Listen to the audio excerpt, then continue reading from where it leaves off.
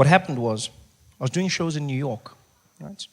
A whole lot of performances. And then one day, in the middle of a show, my voice disappeared. Out of nowhere. I was talking, and then, escom.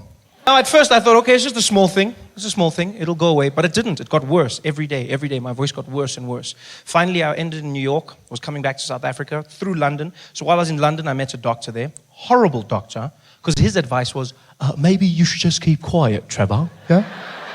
Maybe you should keep quiet. Keep quiet for a few days. And thereafter, what we should do is speak in a confidential voice. Yes? Speak in a confidential voice. That's what he told me to do, speak in a confidential voice. A confidential voice is basically you speaking very softly, very hum. So basically everywhere you go, you talk like this. You know what I mean? This is what you've got to do. Basically like white people in the office, you just got to find the guys. You're not gonna, what's that? No, nothing, we good. Yeah, see you guys at the bra. Don't want those guys. That's a confidential voice. Now the problem with a confidential voice is that you have to lean in when you speak to people, right? And then two things happen. One, I don't know why, but if you speak softly or if you whisper, people will whisper back to you. I don't know why this happens. I went into a shop. I was trying to buy a computer. This guy comes and says, hey, sir, how you doing? You good, man? Are you good? It's like, yes, I just need to buy some computers, please. Oh, you looking at some of those laptops over there?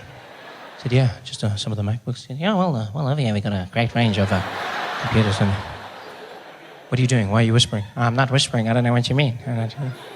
You whispering, why? It's like I'm injured and now you're limping. What the hell is going on here? The second weird thing that happened was, because I was speaking like this, some people thought I was trying to have sex with them. Yeah, it was weird for me at first, and then I realized this actually was happening. The worst incident was when I was visiting friends of mine in Ennerdale, right? And I went to the Chicken Licken with my boys. We're hanging out. It's a normal day. We're just getting food, you know. We walk up to the counter. The woman's there. She's like, welcome to Chicken Licken, sir. Can I take your order, please? I said, hi. I would like 4 pieces of chicken, please. She's like,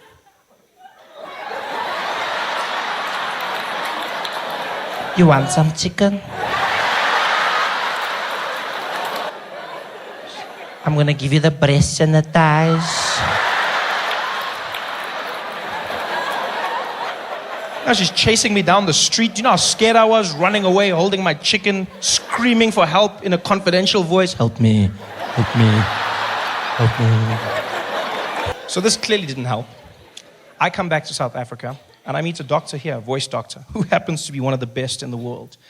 And he does an exam on my voice, finds exactly what I have, hemorrhagic polyp, and he says we have to go in for surgery, which stresses me out. I go, what? We've got to go in for the surgery? He says, yeah, Trevor, that's not helping, just stop doing that. So what do you mean? The doctor says, I don't want to have sex with you, so please stop doing that. We're going in for surgery. Surgery. You know, surgery? How scared I was now? Surgery. Was stress. The worst thing about the surgery was the process around the surgery. I wasn't allowed to speak for the week before the surgery. And then after surgery, completely silent for 1 month.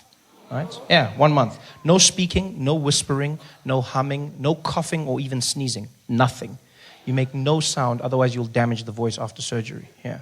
Which seems easy for the first few days, because you think it's fun. You're like, oh, I'll just keep quiet. I'll just be a mime.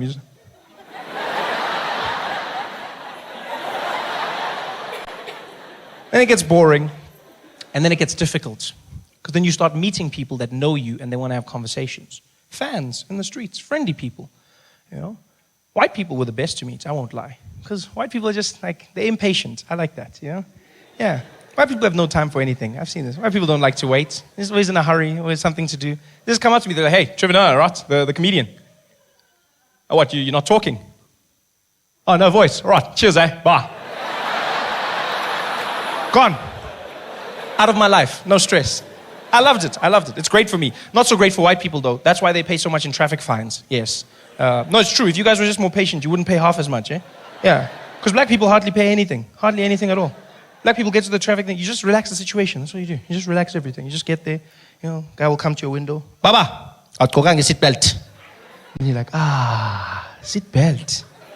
Yeah, no seat belt. Hey, seat belt. Yeah, let's license one. License. Hey, ndoda, let's license wena. Mfethu license. Seat belt, license. Mfethu license, seat belt. Hey wena, mfethu license. Eish, hamba again. Hamba. Just relax it. I've seen white people at roadblocks. They have no patience. They get angrier at the metro cop. They get so angry. It's like he did something wrong. You see them. They get stopped there. So they say, hey, you were speeding. Oh, bloody hell, man. You guys are everywhere. Nobody can drive anymore in this place, man. Yes, like you guys, every bush. I don't know if it's a bush or a metro cop. What the hell is going on here, man? Yes, like you guys, bloody hell. They should start calling you the flora and fauna police, man. What the hell? Guys in the bloody boat. What are you going to do? Are you going to give me a ticket or something? No, I was just saying, yeah, bloody hell. I mean, just give me the bloody ticket. Just give it to, okay, you want the ticket? I'll give you a ticket now. Give you the damn ticket. Yeah, just give me the bloody ticket. Yeah, I'm going to, and your indicator's not working. 5,000. Just bring it down. Just relax. Just be a bit patient. White people have no patience. None. The complete opposite end of the spectrum, and the people I dreaded meeting when I had no voice, was Indians. No. Indians are the worst human beings you will ever meet if you're trying to have short conversations. Because I don't know what it is about Indians, but they're the most inquisitive people you will ever come across in your life. Question after question after question after. It's just like a thing in their culture. They've just got to ask questions. Questions. That's why there's no Indian GPS. You wouldn't get anywhere. You would not get anywhere.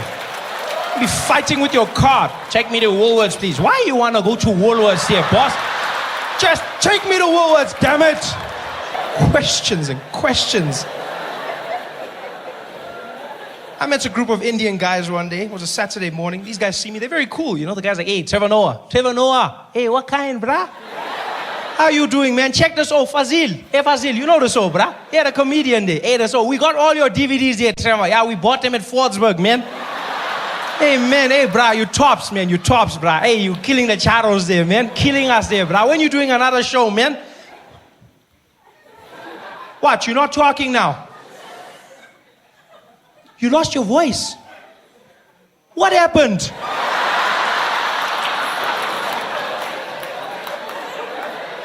Hey, boss, how are you gonna be a comedian but you don't got a voice, bruh?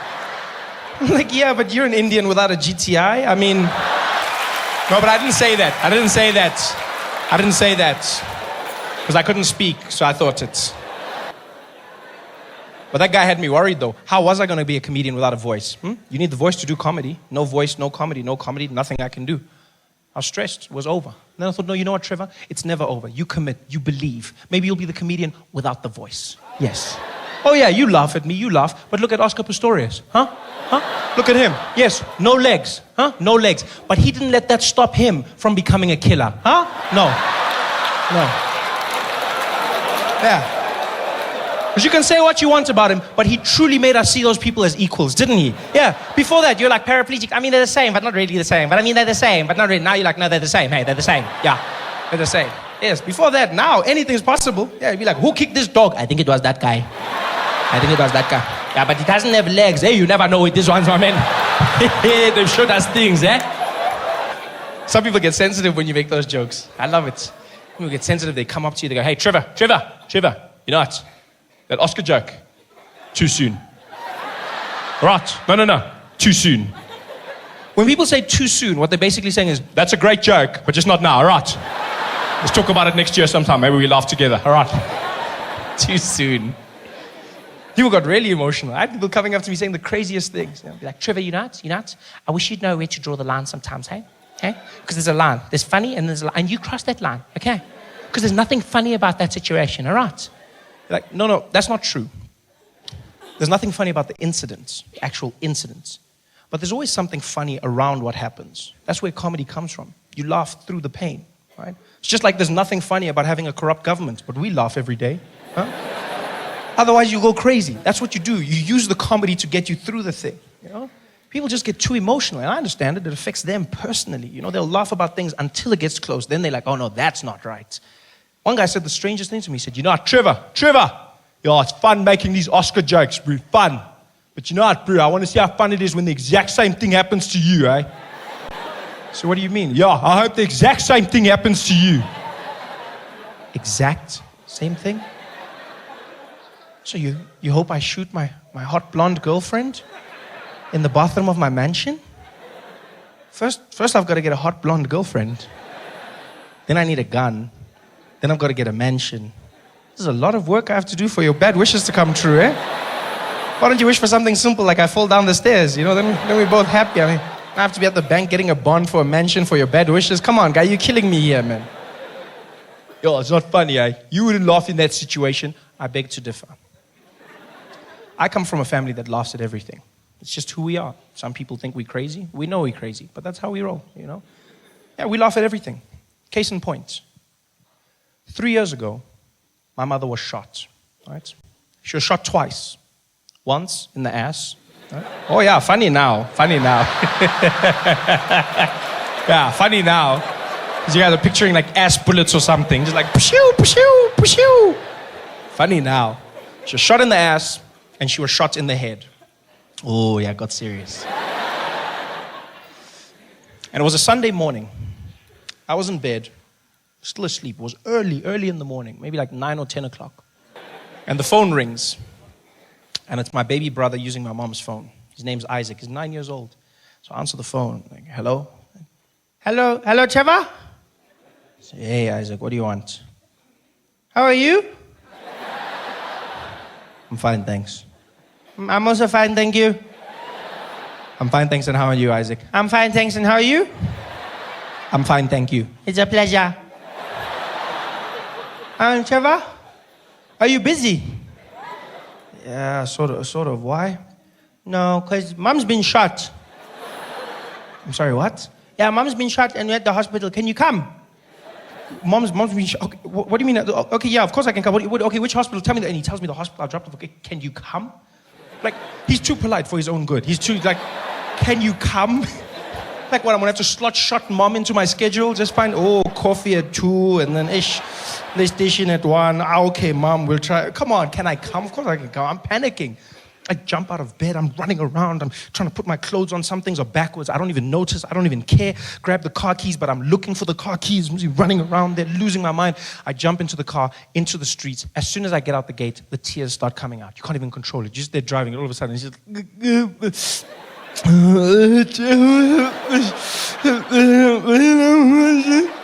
I'm driving, I'm trying to hold it back, but then I get to the traffic lights, the robot is red, and I just let it out. It just comes out. No,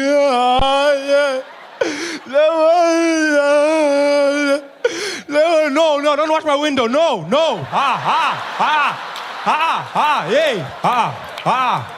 hey, no. No, And there I am, driving to the hospital like a madman. I get there, jump out the car. My brother's standing there, the emergency section. I see him outside. He's just standing like nothing happened, looking around. I go, Isaac, what happened? He's like, Mom, she's getting shot. She's inside. So I'm like, okay, are you okay? He's like, Mom was shot, not me. No, that's not what I'm saying, you idiot. Whatever, I'm coming back. So I run inside. My mom's in the prep area. All the doctors are standing around her. There's blood everywhere. I'm looking at the doctors. And just by the way, doctors are not as good looking as they are on those TV shows, eh? No, like they set the bar really high. Because I was shocked. I ran and I was like, what the hell's... Sorry, that was inappropriate. What's happening here, guys? They're like, sir, you need to leave. I said I was sorry. Come on, that's what's happening. Like, no, sir, you can't be here. Please leave, please. I'm like, oh, whatever, okay. So I go outside. The nurse comes to me. She's like, Mr. Noah? I said, yes.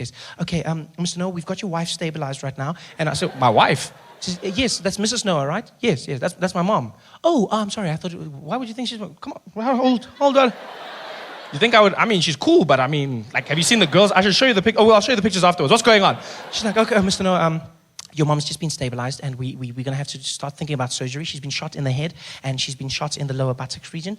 This is a very serious thing. I'm like, yes, it is. Okay, so what's happening? Well, we just found out that she doesn't have medical aid. So what? She says, yeah, she doesn't have medical aid. Now, my mom always had medical aid, always. But now it turns out she canceled it a few years ago. I didn't know this. She canceled it because she never gets sick. You know those people? I just never get sick. I never get sick, Trevor. I never, ever get sick. I don't know why I have this. I never get sick. Yes, but you didn't think of bullets. Now she's in the hospital, no medical aid. So I said to the nurse, well, what does this mean? She says, well, Mr. Noah, it means we're going to have to put her back in the ambulance and send her to a public hospital. I said, but she's bleeding now. You can't say. She says, I'm sorry, sir. That's all we can do. She has to go to a public hospital. Now I'm panicking. I mean, public hospital? Normally a good place to go. Normally, you know. But now what's happening is there's just misadministration of funds. Like money's going missing. You don't know what's happening. They don't have the right equipment. Now I'm picturing guys trying to fix my mom. There's the doctor. Give me a scalpel. We got a spare now. Oh, okay, bring it. Oh, at least it's a shifting. Okay, let's try something. I'm stressed. So I say, well, what do we do without medical aid? She says, well, there's nothing, sir. I said, well, what if I give you the money? She says, well, you don't know how much it'll cost, so you can't, unless you give us your card, and then we just work from there. So we'll take my card. Here's my credit card. She goes, sir, it can get very expensive. I said, this is my mom. This is my mom. Use the money. Go. She goes, you can tell me it's expensive. This is my mother we're talking about, you know? I realized through all of this, I've just neglected my brother. He's been standing there the whole time with his big eyes. So I'm like, hey, Isaac. Hey, Isaac. Oh, what's on your mind, man? Are you okay, big boy? He's like, Trevor? Yes. Can I come to your house and play PlayStation later today? How are you going to ask me about PlayStation? Your mom has just been shot. You can't be asking me about what the hell is wrong with you, stupid child. You know what? You're never going to play PlayStation ever again. Ever. No PlayStation for you ever in your life. Ever. Go away. Go sit down and think about what you just... PlayStation, you're going to ask me. How the hell is you going to ask me about PlayStation? The nurse comes back. She goes, okay, Mr. Noah, we just used 900 Rand for some blood tests. I'm like, okay, why are you telling me this? Yeah, because it's 900. This is my mom. Use the money. Go. She goes away. I'm like, 900 Rand. How are you going to tell me about that? She comes back again. She's like, Mr. Noah, we need 2,000 Rand for some x-rays. This is my mom, not a pair of jeans. Use the money. Go. She goes away. I'm like, this is my mom's going to die. Asking me questions here. Busy asking me, my mom's going to die. My mom's going to die. That's all I'm saying. And I say it. My brother hears me. He starts crying. I'm like, Isaac, I'm sorry. Are you okay? He says, I'm not okay. You said I'm never going to play PlayStation ever in my life. And I want to play Need for Speed, and now I can't play PlayStation. I'm like, you're still crying about play? You have no right to cry. You hear me? You shut up. Stop crying. You can't cry about this. You shut up. Now some woman comes out. She knows my mom's been shot. Now she thinks I'm telling my brother not to cry about my mom. She just gets involved. She's like, hey, you let him cry, okay? You let him cry. Some people express their pain in different ways. You let him cry. I'm like, I will not let him cry, lady. I will not let him cry. Many kids grow up without one, okay? It's just it's fine. Like, you should go play in the park or something. It's not a time to cry right now. What the hell? You spoil your kids. That's your problem. You should take it away from them so that they can learn about life. You both shut up. All of you, shut up. I'm telling them this. The nurse comes back. She goes, Mr. Noah, we're ready for surgery. I'm like, so do the surgery. She says, yeah, but sir, this could get very expensive. ICU and surgery is very expensive. I'm like, lady, what is expensive? This is my mother. She says, so well, anyway, from like 20,000 Rand. This is my mom, all the way to like 500,000 Rand.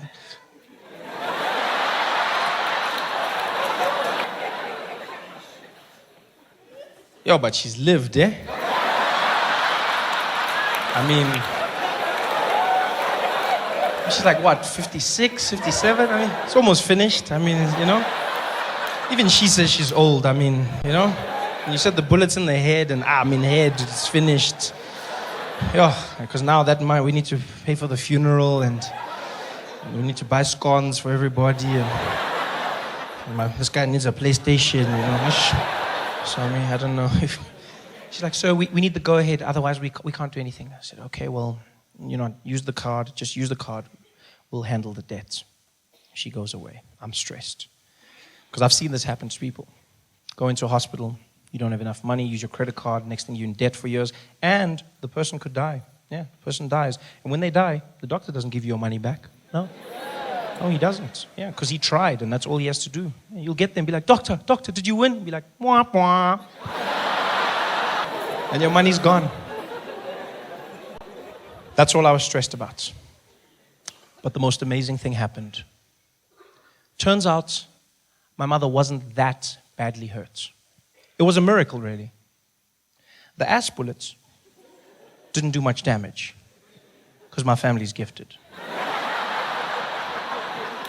The head bullets didn't hit anything vital, yeah? Other than the head, obviously. But it missed her spinal cord, missed the nerves, didn't touch the brain, went right through, missed the eye, hit the eye socket, and so deflected, and all it did was it cut a piece of her nostril off, just one side, and the bullet went out clean, which means she didn't have to go in for intensive surgery, and her recovery was only a week. Yeah, a week, which was fantastic, because that means the bill was only 24,000 Rand. I mean, and she's alive, yes, but the bill was only 24,000 Rand. That's great, really great, because 25 was my cutoff. So, you laugh, but that's how much I've calculated I'm willing to pay my mom back for all the ultramel custard I've consumed in my life. Everything else, none of my business, eh? Food, clothes, schooling, all of that stuff, I'm not paying. I hate it when parents say that to their kids. You know how hard I have to work for your bloody school and your clothes? I didn't ask to be born. That's your job. Please. You handle that. I asked for the Ultramel. We can keep a tab. Don't involve me in your things. And that's what I calculated, 25,000. Yeah, I would have been there. 24,750. I would have been there at the doctor. Eta. It's fine, my man. No, stop. No, you tried. You tried, my man. It's cool. No, you tried it. No, just switch off there. Switch off. How much? 250 left. We'll pour petrol or something. It's fine. Just switch off there. You tried. Yeah. It was fantastic. I told my mom about the 25. She laughed. She didn't know I was serious. And to show you what a crazy family we have, my mom's in the recovery ward. She's got those tubes in her and everything, and the IV, and my brother's in the corner bored out of his mind, and my grandmother's in the other corner reading the Bible, and I'm holding my mom's hand and I'm crying, still crying. This is a week later, I'm still crying. I've been crying the whole week, but I've also been using this time to cry for other things in my life. No, because as a man, you need to know when to cry. You loop it all together and you just cry at one time. It's like we cry in bulk. You got to understand. You cry. You don't just cry one. Cry in bulk. Yeah. So I'm crying for everything. And my mom looks at me and she goes, shh, Trevor, shh, don't cry, baby. I said, no, Mom, I'm going to cry. You were shot in the head. And she says, no. Look on the bright side. I said, what bright side? She says, no, at least now because of my nose, you're officially the best looking person in the family. I was like, oh, by default. Well, we laughed about it. It's painful, but you have to, Otherwise, you go crazy. And it was a weird time in the hospital, I won't lie. I go there every day to visit my mom. Some people didn't know when to just let a hospital be a hospital. I'd meet some people who were fans, bless them, but they didn't know how to hold it in. Some people, I'd be there with my mom. People would pop into the ward like, Trevor, can I take a photo? No. Oh, why? My mom is shot in the head. Oh, okay. The worst incident, I go down to the pharmacy one day. I have to buy pain medication for my mother. So I get there with the script. The woman's behind the counter. She's like, hi, sir, can I help you with anything? I said, yes, I need to fill this prescription, please. She goes, okay, sir, let me just check there. That's for Mrs. Noah? I said, yes. Okay, dear, hold on, miss. Oh, I'm sorry, sir. We don't have any stock there. So what do you mean, no stock? She says, yeah, we got nothing of that medicine. She says, okay, well, when are you getting more? Oh, we're not going to get for a few months, eh? There's a back order problem. Okay, so what do you... My mom, she needs the pain medication. She says, yeah, I'm sorry. Oh, just joking. Hey, you should have seen your face, eh? I've also got jokes there, Trevor. I'm like, you got jokes? My mom is in pain. She's been shot. You got jokes? This is not the time, but what the hell? It's not funny, lady. This is too soon. It's too soon.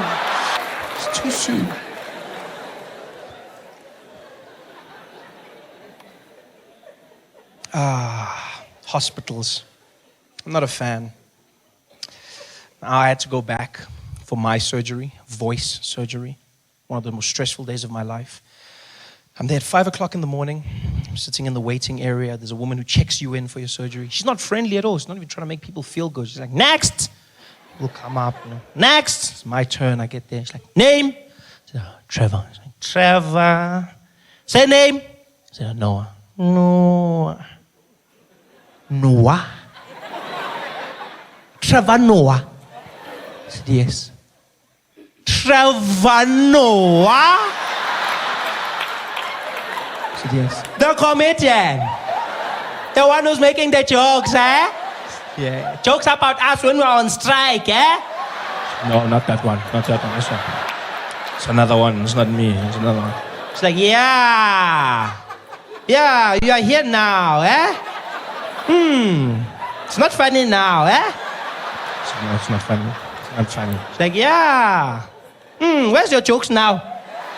So they're in the car. They're in the... Eh? Oh, nothing. Funny guy. So what you want here? Eh? You got a surgery? Yes. Why are you talking like that? What's wrong? Oh, got a thing in them. Oh, the voice is broken. Eh? Did you break something? We pull them down. Eh? What's wrong? It's sore. I said, yeah. Oh, I'm sorry. It's sore. Yeah. Said, oh, you want the medicine? I said, yeah, please. Okay, let me just check. Oh, they say laughter is the best medicine, eh? Yeah. So why don't you just make a joke and fix there, eh?